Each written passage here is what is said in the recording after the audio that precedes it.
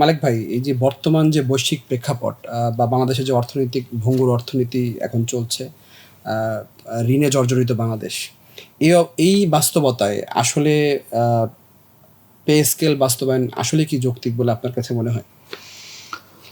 আমি মনে করি পে স্কেল এই সরকারের পক্ষে দেয়া সম্ভব।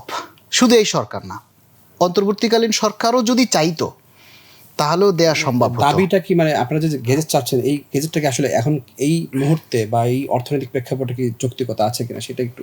হ্যাঁ, সেই যৌক্তিকতাটাই আমি বলছি যে অন্তর্বর্তীকালীন সরকারও চাইলেই কিন্তু এইটা দিয়ে যেতে পারতো।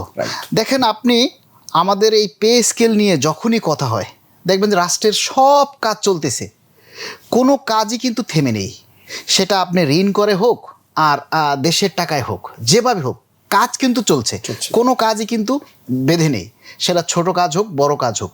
কিন্তু দেখবেন এই 10 বছরের ভিতরে যখনই এই অন্তর্বর্তীকালীন সরকারের সময়ও যখনই পে স্কেল নিয়ে কথা উঠেছে, তখনই কিন্তু আমাদের দেশের বিভিন্ন সুশীল সমাজ, অর্থনীতিবিদ, সিপিডি, আরও যারা বিভিন্ন আছে, তারা এই বিভিন্ন মানে অজুহাত তুলে ধরেছেন, মূল্যস্ফীতির দোহাই দিয়েছেন। আমি সেই ক্ষেত্রে যদি বলি, দেখেন এই 11 বছরে পে স্কেল হয়নি, কর্মচারীদের বেতন বাড়েনি, কিন্তু দ্রব্যমূল্যের দাম কি থেমে আছে? কোনোটাই থেমে নেই।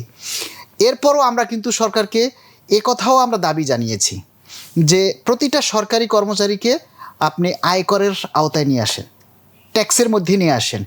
যদি আমাদের দেশে 22 লক্ষ সরকারি কর্মকর্তা এবং কর্মচারী, আপনি যদি এটাকে সঠিকভাবে যাচাই করতে যান, দেখবেন এর মধ্যে 30%ও ট্যাক্স দেয় না। আচ্ছা, তাহলে বাকি যে কর্মচারীরা তারা কিন্তু ট্যাক্স ফাঁকি দিচ্ছে।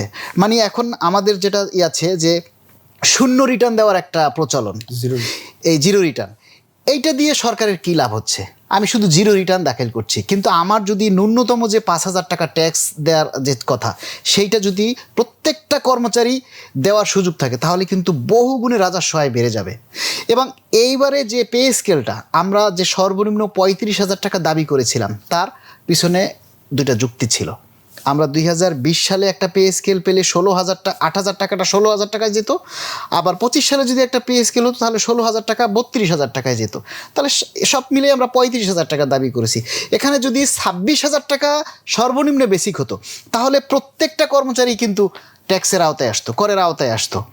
তাহলে এই যে সরকারি কর্মচারীদের জন্য যে ট্যাক্স, যে আয় আসে, এই আয়টা থেকেই কিন্তু আমাদের পে স্কেলের অর্থটা অনেকটাই যোগান হয়ে যায়।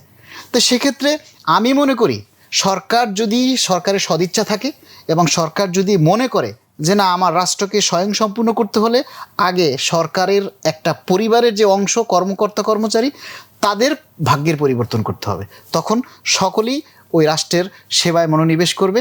এবং সরকারের পক্ষে যে সরকারই আসুক, তারা চাইলেই এই পে স্কেল দেওয়া তাদের পক্ষে সম্ভব।